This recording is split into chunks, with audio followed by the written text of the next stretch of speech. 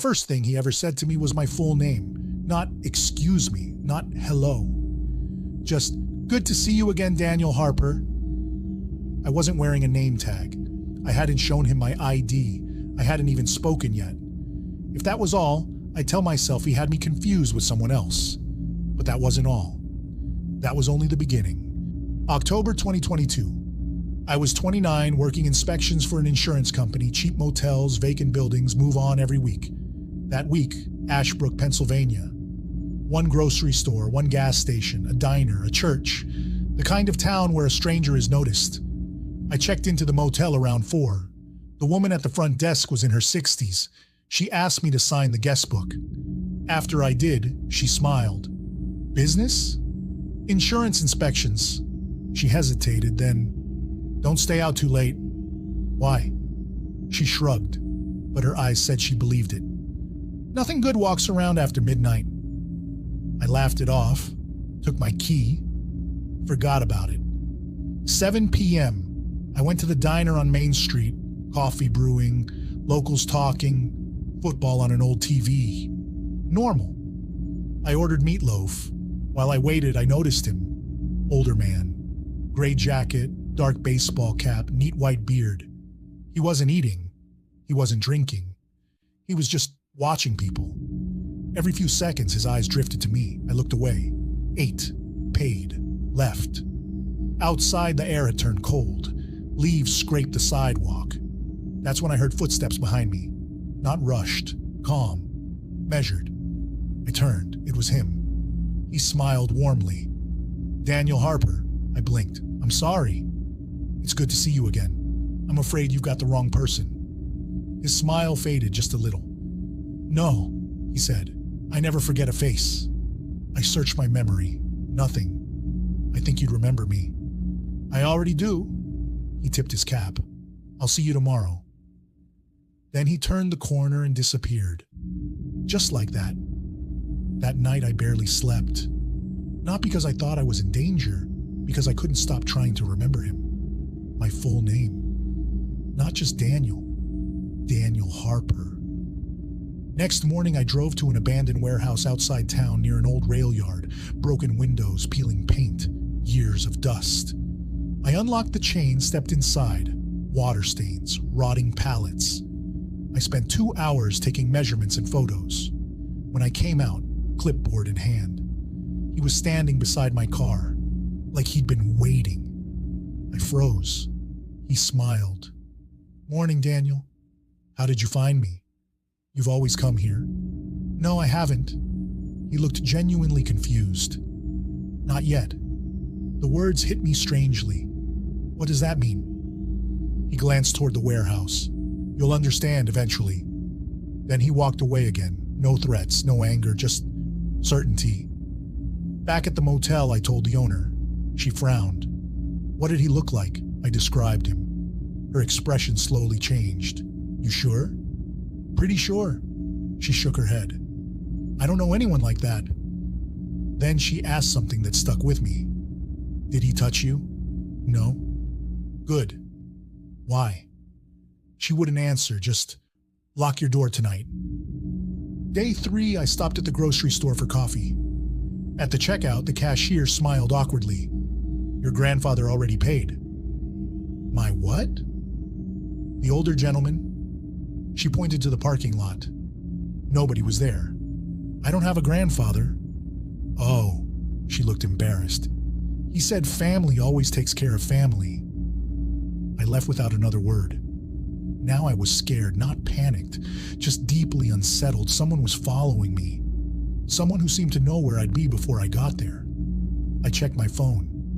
No location sharing, no tracking apps, nothing.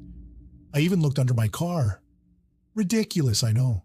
But fear makes you do ridiculous things. That evening, I drove 20 miles out of town to clear my head. Small lake, woods, nobody around, just silence. I sat on a bench watching the water. Then someone sat beside me. I didn't need to look. I already knew. Beautiful evening, he said. I stood immediately. What do you want? He sighed.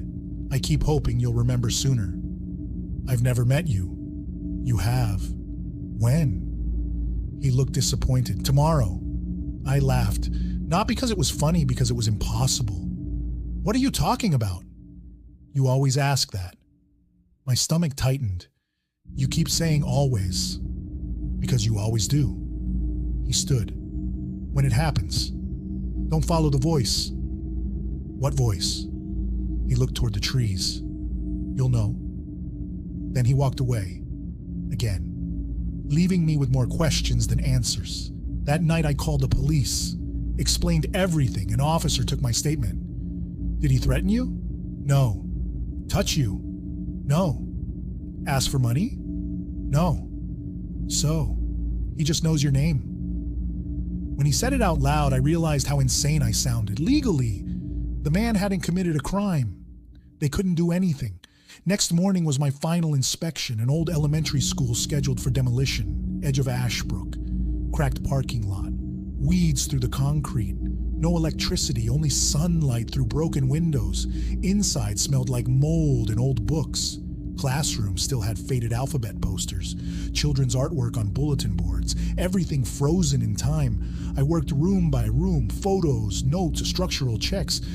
Then I heard someone whisper my name. Daniel. Soft, barely audible. I looked up. Nobody. Probably the wind. I kept working. A minute later, Daniel. Closer. I remembered the old man's warning. Don't follow the voice. I tried to ignore it. Then I heard footsteps upstairs. Slow. Dragging. The building should have been empty. I called out, "Hello?" Silence. Then, a child laughed. Very quietly. Every instinct told me to leave. Instead, I started walking toward the staircase. I wish I hadn't. Second floor was darker. Long hallway, open classroom doors. Dust floating through sunlight. Everything still. Then I saw movement. Someone at the far end. The older man. He raised one hand. "No." His voice echoed. "Go back." Before I could answer, the whisper came again. Right behind me. "Daniel, I spun around. Nobody. When I turned back, the old man was running toward me. Not at me, past me, his face filled with terror. "Run!" Something slammed a classroom door so hard the hallway shook. Every door on the floor slammed shut, one after another. Bang, bang, bang, bang. Like dominoes, the lights, even though there was no electricity, flickered once. Then every classroom became completely dark. I heard children whispering, dozens of them, all saying my name at once. "Daniel, Daniel, Daniel." I ran. The old man grabbed my arm. "Don't look inside." We sprinted toward the stairs. Something followed us. Not footsteps, more like furniture dragging across the floor. Fast, very fast. We reached the landing. Behind us, every classroom door burst open simultaneously. I didn't look. I remembered what he'd said. We made it outside. The moment sunlight hit us, everything stopped. Silence. Complete silence. I doubled over, trying to breathe. The old man leaned against the wall. He looked exhausted, older somehow. Much older. I finally asked, "Who are you?" He closed his eyes. "You?" I stared. "What?" "I'm you." I actually laughed. "No. You won't believe me." "You're right." I didn't either. He reached into his pocket, pulled out an old leather wallet. Inside was a driver's license. I grabbed it. The picture looked like me. Older, gray hair, wrinkles, same eyes, same scar above my eyebrow, same birthday, same name. Daniel Harper. Only the birth year was different, older than it should have been. I looked up. "What is this?" He answered quietly. I came back. He told me something I'll never be able to prove. 34 years from now, I would return to Ashbrook, not for work, because my daughter would disappear. Everyone would believe she'd run away. I'd spend years searching. Eventually, I'd find this school. I'd hear her voice calling my name. I'd follow it. And whatever lived inside would never let me leave. He said it wasn't ghosts. It wasn't demons. It was something older, something that learned people by listening, something that could imitate anyone you loved. It didn't kill quickly. It kept people forever, learning them, becoming them. He said he spent decades inside, until one day, the thing learned enough about him to become him. When it copied him perfectly, he escaped. Or maybe it let him go. Even he wasn't sure. He found a way back through time, to stop himself from entering that hallway. I changed